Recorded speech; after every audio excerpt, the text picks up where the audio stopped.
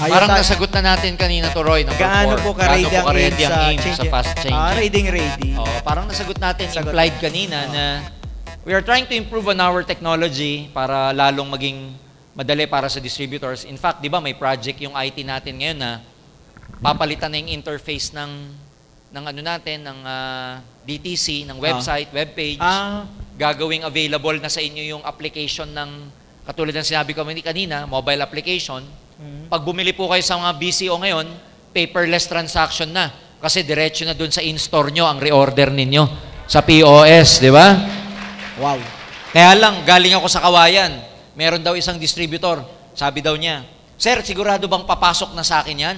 Sabi ng BCO, "Oho, basta. Ito ho ba yung user ID nyo, tsaka name ninyo?" "Opo, yan po." "O, pasok na ho yan." Eh di umuwi yung distributor. Chinek niya, wala daw. Balik siya sa BCO, "Sir, sabi mo pumasok na, wala pa naman eh." "Hindi naman papasok sa inyo yan. Nasa in-store nyo nga yan kasi ipapasa nyo pa." So hindi nakapangalan sa inyo. Remember, nasa in-store nyo yun, di ba yung reorder? Tapos, ipapasa nyo yun kung left or right. Sa mga downline, sa left or right. Huwag mo ipapasok sa'yo kasi pag pinasok mo sa'yo, wala ka unilevel. Doon sa taas. Oo, di ba? So, yun yung mga dapat niyang alam, no? In terms of technology, katulad ng binanggit ko, marami pong mga ginagawa sa loob na hindi ko babanggitin for now because we don't want our competitors to copy kung ano yung mga ginagawa natin.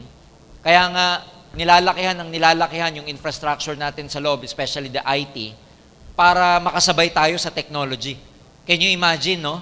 Akala natin dati ang application, games, utilities lang. Ngayon, gagawa na kayo ng application na Alliance in Motion Global. Para pagka binuksan nyo, diretso na. So yan, isa yan sa mga ginagawa natin at marami pang project ang Board of Directors for that, Royo. Okay.